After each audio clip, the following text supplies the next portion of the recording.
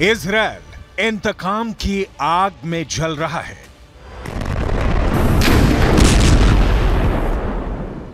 जो दर्द हमास ने 7 अक्टूबर को इजराइल को दिया, अब वही दर्द कई 100 गुना करके इजराइल हमास को दे रहा है।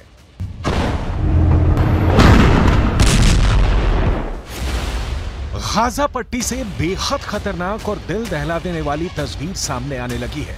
अब तक तो आपने सिर्फ यही देखा होगा कि गाजा पट्टी के अंदर इमारतें टूट रही हैं, लोग अपनी जान बचाने के लिए भाग रहे हैं, लेकिन पहली बार गाजा पट्टी से आत्मसमर्पण की तस्वीरें सामने आ रही हैं। आत्मसमर्पण की तस्वीर बहुत हृदय विदारक और बेचैन करने वाली है।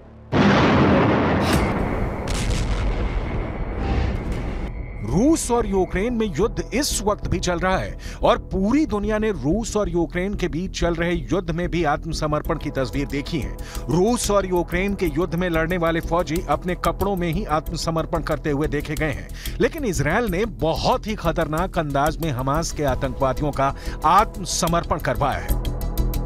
दरअसल फिलिस्तीन के तमाम न्यूज वेबसाइट और अखबार इस तरह की खबरें छाप रहे हैं कि हमास के आतंकवादियों को निर्वस्त्र करके, यानी बिना कपड़ों के आत्मसमर्पण करवाया जा रहा है। एक वीडियो भी पूरी दुनिया में वायरल हो रहा है। वीडियो में दिख रहा है कि हमास के आतंकवादी सैकड़ों की संख्या में बिना कपड़ों के खड़े हैं और एक शख्स जिसके शरीर पर कपड़े नहीं हैं, वो अपने हथियारों को हथियारों के ढेर पर फेंक रहा है, यानी आत्मसमर्पण कर रहा है। गाजा पट्टी से आ रही इन तस्वीरों ने पूरी दुनिया को चौंका दिया है।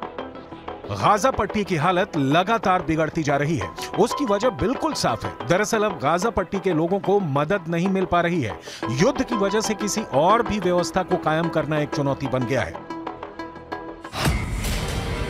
फिलिस्तीन के कई अखबारों का दावा है कि गाजा पट्टी के 97% घरों में राशन नहीं है। 90% लोग अब खाने के लिए दुनिया पर निर्भर हो चुके हैं। हालात बहुत ज्यादा खराब हो चुके हैं और अब तक जानकारी के मुताबिक करीब 18,000 लोग इस जंग में मारे जा चुके हैं। लेकिन अब इजराइल की आर्मी ने एक और नया आंकड़ा पेश किया है। इजराइल की आर्मी ने दावा किया है कि इजराइल की सेना ने अब तक 7,000 आतंकवादियों को मार गिराया है।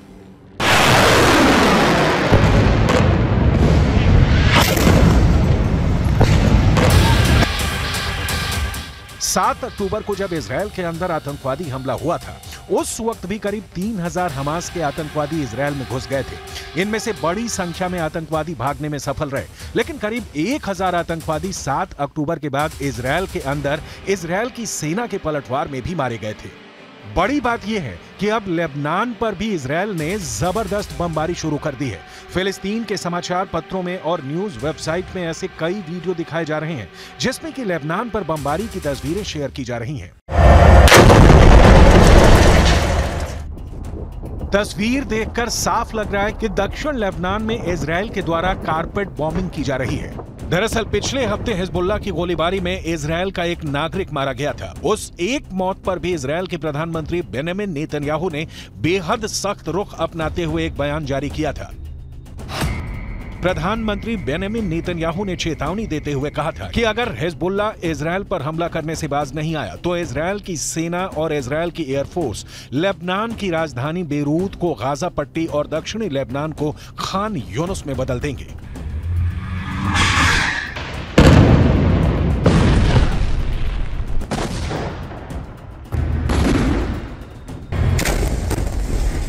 इस धमकी के बाद अब दक्षिणी लेबनान में भी कारपेट बॉम्बिंग शुरू हो चुकी है, जो इस बात का संकेत है कि युद्ध लगातार भड़कता जा रहा है।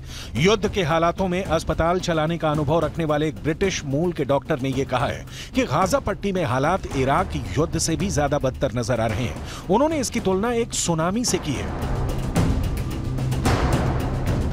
Even the wars in Iraq and Syria and Yemen that I've been involved in, this is the difference between this one and those ones is the difference between a flood and a tsunami. The size, the intensity, the ferocity, the fact that the destruction of the health sector was central to the war effort. Every aspect of this war was just magnified. दूसरी तरफ अब Israel और Hamas की जंग तीसरे महीने में प्रवेश कर चुकी है और इस तीसरे महीने में भी इजरायल फिलिस्तीन के लोगों को राहत देने के लिए जरा भी तैयार नहीं है। पहले इजरायल ने उत्तर गाजा के पूरे इलाके पर जबरदस्त बमबारी की है और अब इजरायल दक्षिणी गाजा में भी रफा क्रॉसिंग और खान यूनुस पर भयंकर बमबारी कर रहा है।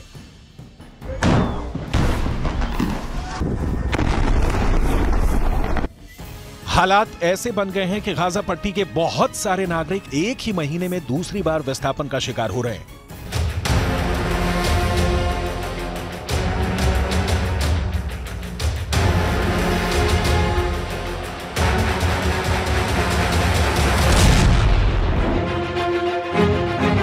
लेकिन इससे भी ज्यादा खतरनाक कहानियां गाजा पट्टी के वो लोग सुन रहे हैं जो इजरायल की आर्मी की हिरासत में रहे। 5 أيام الله وكيلكم فيش غير نشرب غير هذا نص كاس ميه. اول يوم ترجيناهم بدنا نشرب لا فيش ميه فيش غير ثاني يوم عشان انا صغير وقعدت ازن عليه وقعدت اعيط بدي اروح حكى لي لا بدي اعطيك نص كاس ميه. इजरायल के एक बड़े अखबार ने कुछ बेहद आपत्तिजनक तस्वीरें प्रकाशित की थी। इन तस्वीरों में दिखाया गया था कि फिलिस्तीन के लोगों को निर्वस्त्र करके यानी बिना कपड़ों के खुले मैदान में बैठा दिया गया है। यहां तक कि कुछ ऐसी तस्वीरें भी सामने आई जिसमें कि सड़कों पर गाजा पट्टी के लोगों को निर्वस्त्र करके बिठाया गया था। अब इजरायल का दावा है कि ये लोग हमास के आतंकवादी हैं, जबकि फिलिस्तीन के अखबार दावा कर रहे हैं कि ये लोग आम नागरिक हैं।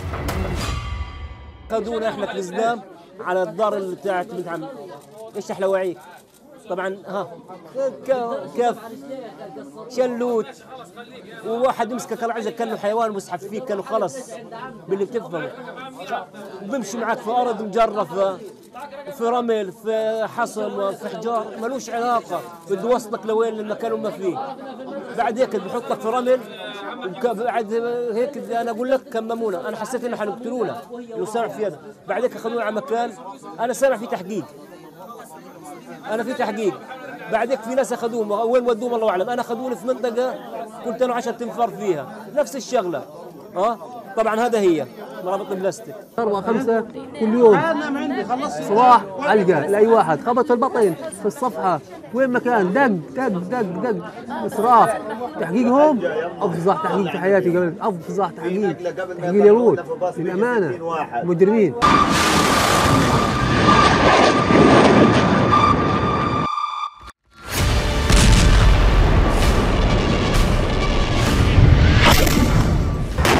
फिलहाल हालात ये हैं कि इस भयंकर कत्लोगारत और क्रूरतापूर्ण हत्याओं के दौर में दुनिया पूरी तरह से लाचार नजर आ रही है। संयुक्त राष्ट्र सुरक्षा परिषद में एक प्रस्ताव लाया गया और उस प्रस्ताव में किसी भी तरह गाजा के युद्ध को रोकने की मांग की गई, लेकिन अमेरिका ने अपने वीटो के माध्यम से युद्ध रोकने के प्रस्ताव को खारिज कर दिया।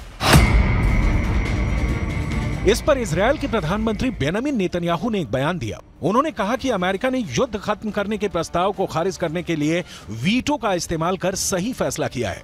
दूसरे देशों को भी इस बात पर विचार करना चाहिए कि अगर युद्ध रुक जाएगा तो हमास को पूरी तरह से खत्म करना मुश्किल होगा। दूसरी तरफ दुनिया एक और संकट में घिरती भी नजर आ रही है। यमन का चरमपंथी संगठन हूथी, जिसका कि यमन के एक बड़े इलाके पर कब्जा भी है, अब लगातार उग्र होता जा रहा है। हूथी अब लाल सागर को जाम करने की योजना बना रहा है। दुनिया के इस नक्शे को देखिए, इसमें लाल सागर की लोकेशन बेहद अहम है। दरअसल लाल सागर से यूरोप के देश के लोग पानी के जहाज से व्यापार के लिए निकलते हैं। अगर लाल सागर का रास्ता बंद कर दिया गया तो ये युद्ध और तनाव भड़काने वाली एक और बड़ी वजह बन सकती है। इससे पहले भी हूती संगठन ने अपनी ताकत को समंदर में उस वक्त दिखाया था जब उसने पानी के एक जहाज पर बहुत आसानी से अपने लड़ाकों के माध्यम से कब्जा कर लिया था। लेकिन अब हूती की यह धमकी है कि इजरायल ही नहीं, अगर दूसरे भी किसी देश का पानी का जहाज लाल सागर से होकर गुजरेगा तो वो उस पर कब्जा कर सकते हैं और लाल सागर का रास्ता रोक सकते हैं। धमकियों ने ब्रिटेन, फ्रांस और अमेरिका जैसे देशों की चिंता को बढ़ा दिया।